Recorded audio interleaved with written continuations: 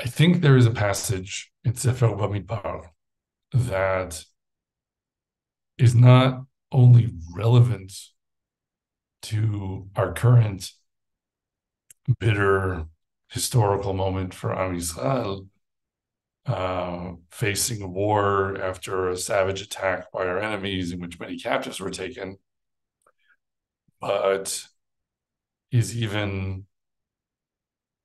a brightly clear example of how the intuition of prophetic insight of the Nivuah, prophecy of the Torah, really can show you how, by telling you about the past in its language, it can provide for you a model of present and future that reveals to you the structure of the kind of moment that you find yourself in. So what do I mean by that?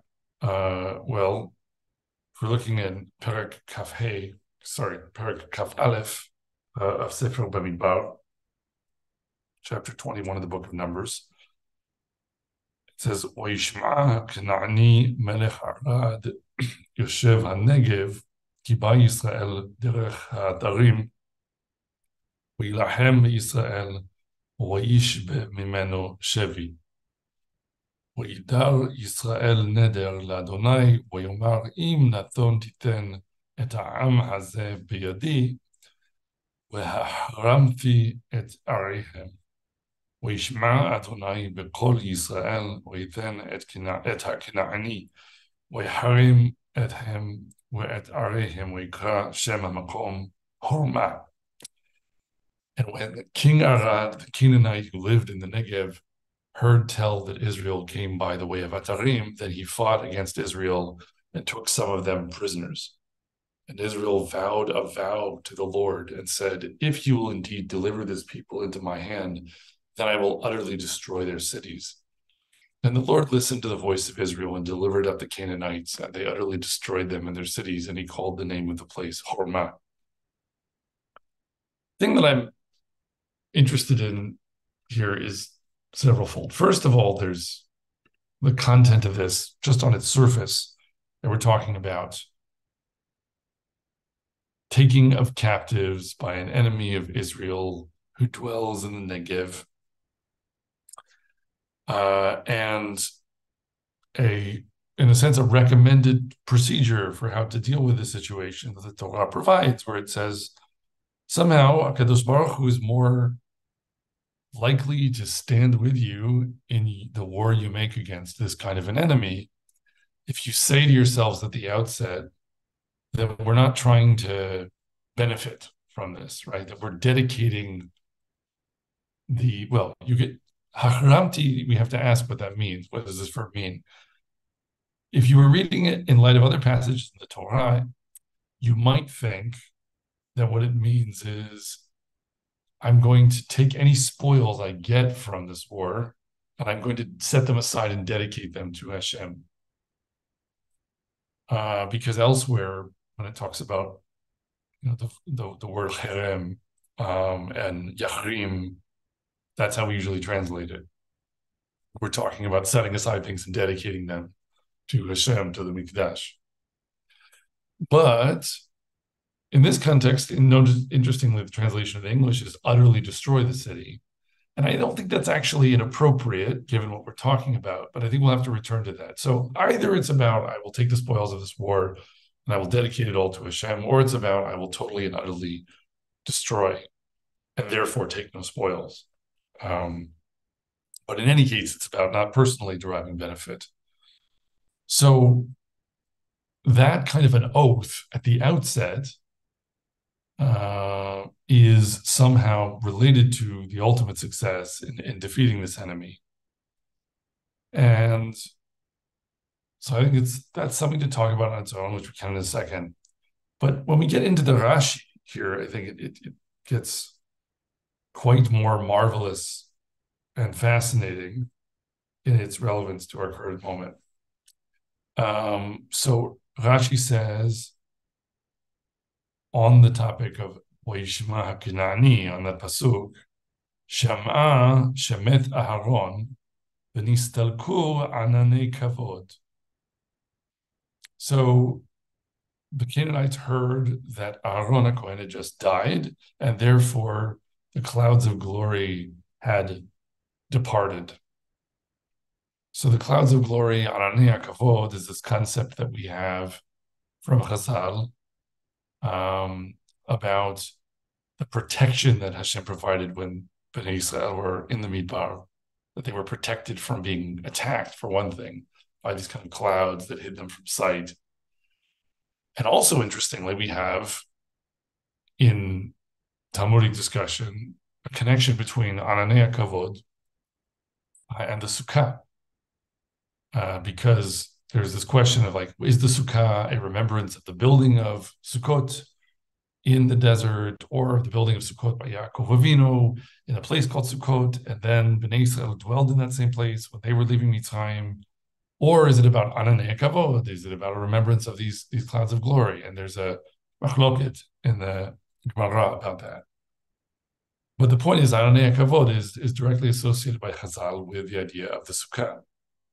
And this is relayed, according to Rashi, from Masechet Rosh Hashanah. Okay, so we have the ideas of the Ananei Kavod and therefore the Sukkah and Rosh Hashanah coming in here, and the Rashi. Then we go on. Ve'amalek me'olam retzuat mardut liYisrael. Amalek was always a strip of rebellion or resistance for Israel. Mizuman bechol et lepor'anut. That's from the Tanhuma. So expected at all times, for tribulation or wickedness. And then it says, Yoshev HaNegev ze Amalek. The way we know we're talking about Amalek here, and not just anyone, or not Melech Arad the Kanani, is because we have Shenemar Amalek Yoshev Be'eretz HaNegev. And so therefore, we realize that actually we're talking about Amalek here, which is interesting because it doesn't say that explicitly in the text of the Torah. And then we have this whole story, that Rashi relates from Chazal. Ushina et lishono ledaber b'lshon Kenaan, kedei shehiyu Yisrael mitpalelim lakadosh baruch hu latet Kenaanim biyadam vehem einam Kenaanim. So the idea is that the Amalekim changed the way they spoke to seem like they were Canaanim, so that Bnei Israel would pray to Hashem to give them victory over the Canaanim, but that would be incorrect prayer because it's aimed at the wrong people because they're not Canaanim, and then they would somehow fail. It's kind of a bit of a trick that works in the conceptual framework of stories by Chazal. It sounds silly, right? The idea that you pray for something, and just because of information you lack that Hashem has, that he would somehow visit upon you the wrong outcome just because of your incorrect taxonomy or something. Although, as an aside, there's another interesting point there I've heard discussed in other shiurim, which is that sometimes HaKadosh Baruch Hu gives tzaddikim what they pray for to punish them when they're praying for the wrong thing, if they deserve punishment. So it can work that way also. But, if you merit Hashem's help and you're praying for his help and you think that the person chasing you is named Reuven, but actually his name is Shimon, and you say, help me to escape Reuven, is HaKadosh Baruch Hu just going to ignore you because of information you lack that he has? That doesn't make sense. So then why would Chazal say this? And we have to trace it back to these other elements. These Canaanim, they're not Canaanim, they're actually Amalekim. What does that mean? What does that have to do with this? Why does that make a difference? And then there's also the kind of alphabet soup of all the different pieces that suddenly are coming together here. So let's get that part out of the way first. we're talking about a passage in Rashi, which is really relaying from the Ruach Kodesh of Chazal, of our sages in the Talmud and other associated texts. We're talking about a situation where we have a war fought against Israel in the Negev near Arad, which is still a place. And in that war, it begins with the taking of captives. The people waging war disguise themselves. That actually is also one of the details coming out of the war that's now being fought against us, how Hamas started it. But more significantly, that they actually are Amaleki, right? And the Amalekim are associated with dwelling in the Negev, but they're also associated with attacking the weak, with visiting untold horrors, with having a principled goal of wiping Israel off the face of the earth because of some kind of war against the God of Israel that they're waging, which is different from other people who might attack you, just to rob you or just to take slaves or whatever else. That the Amalekim in our tradition are understood to have a deeper principled reason, that they're trying to destroy Israel because they have a hatred for Israel based, in a sense, in their hatred of the God of Israel. And that certainly we have in spades when it comes to Hamas. And certainly the savagery of attacking the weak, as we say about Amalek, that he attacked from the rear, so to speak, and struck the Nechshalim, those who were vulnerable. And then we have also in Masechet of Rosh Hashanah, so at the start of the year, and the association with the idea of Anania Kavod, the clouds of glory, which we know from related passages in Shas is also referent to the Sukkah. So this war began right at the end of the holiday of Sukkot, at the departure, in fact, of the Sukkah, right? Because Shmini Atzaret is the first day where it's not a mitzvah to sit in the Sukkah. So it was the departure of the Anania Kavod. That is when these Amalekim struck us and took captives in the Negev region, not far from Arad. And now we have to ask ourselves, I mean, if you're looking for either, you could say, icing on the cake or something that strains our ability to be stunned because of how much we wonder about the extent of the reach of prophetic insight. There's even mention that Amalek was this strip of rebellion. And Litzuam can mean other things, right? It's really an anatomical term.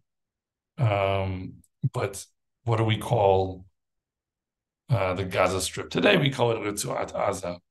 And so you even have this word Ritzuah that is not commonly appearing all over the place when you're just reading a bit of Rashi, that happens to appear also in this passage. And things like that, you can take or leave.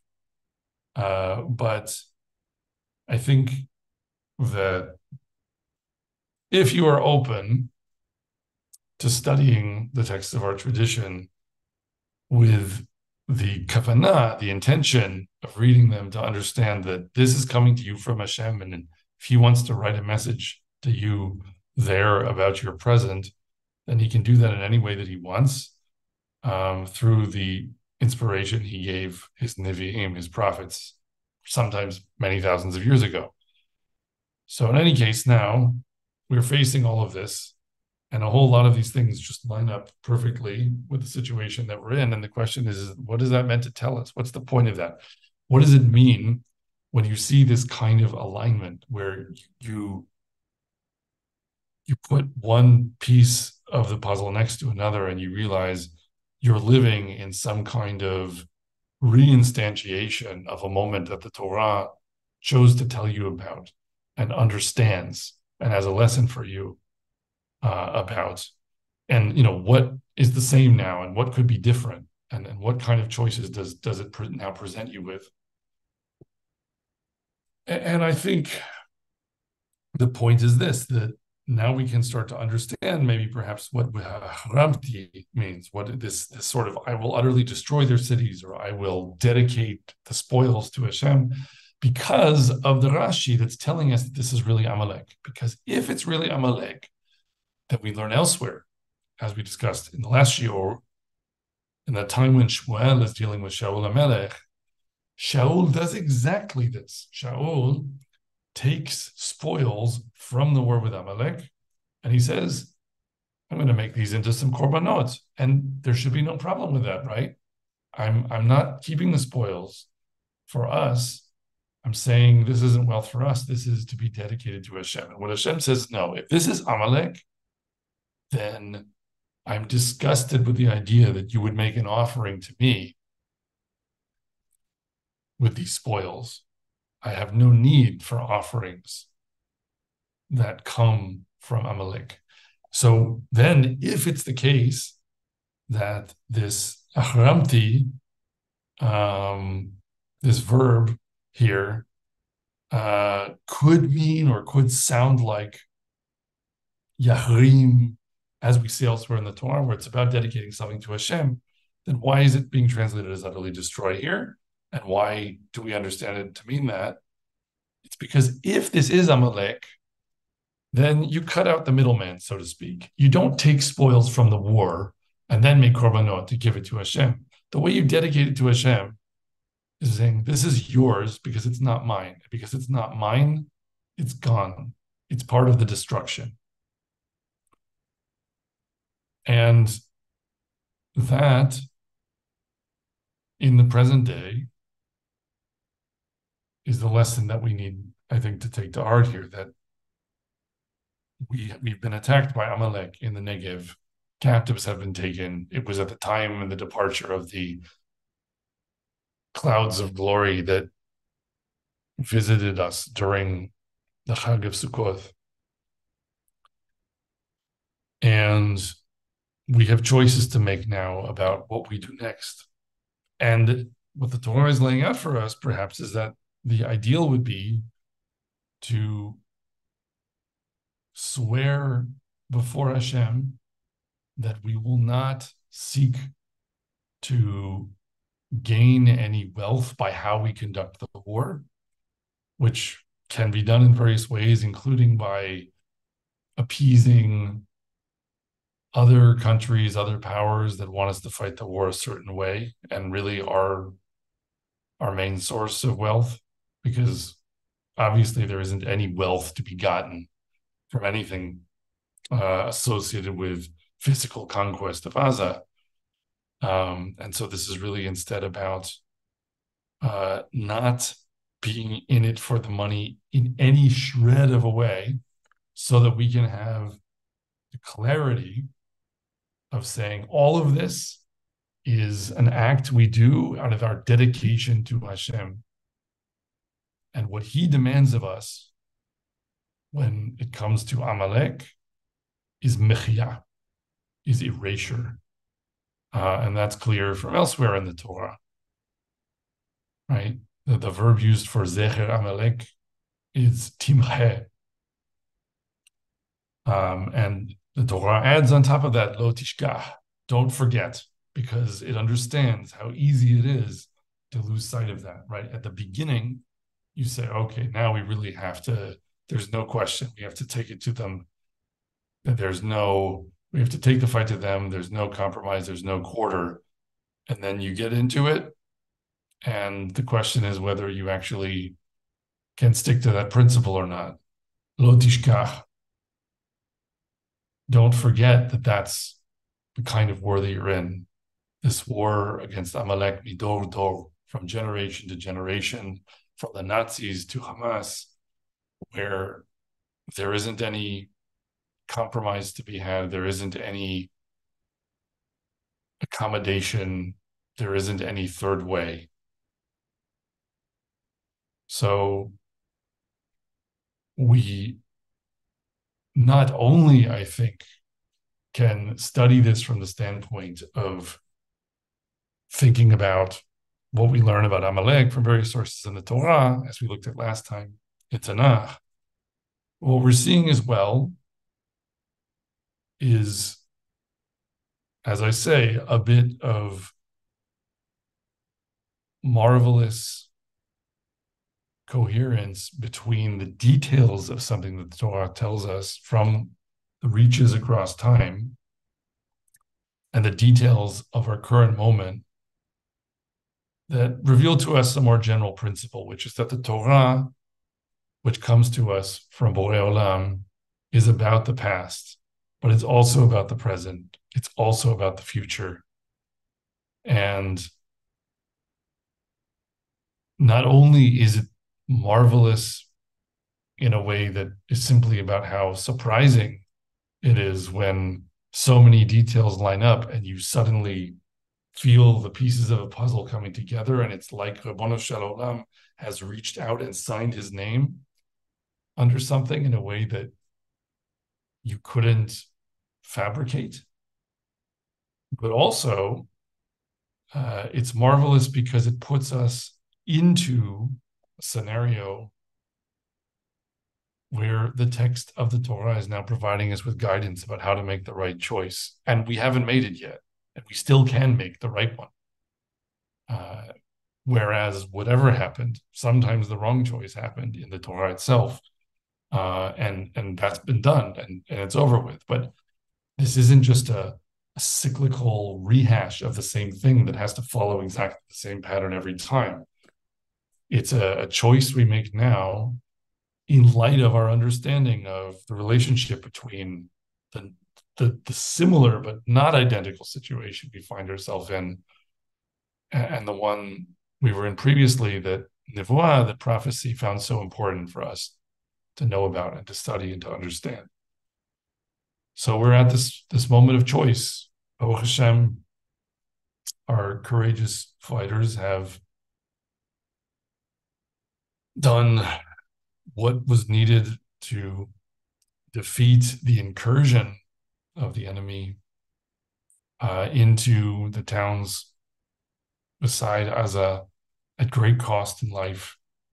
And now people are gearing up for the counteroffensive. And the question is, what will it consist of and what will its goals be? And what our leaders need to understand is that this is their chance now to make the right choice, and to make the choice that we learn from Borei Olam, that we understand is what he requires of us from his commandments, but also that he reveals to us by showing us the relationship between our present moment and the ones that have been immortalized in the words of Torah that we have carried through the generations. We would like to encourage our viewers to share these videos with friends and send in your responses. If you would like to obtain Birkon Nusach Eretz Yisrael or invite the rabbi for a speaking engagement, please email us at office@machonshilo.org.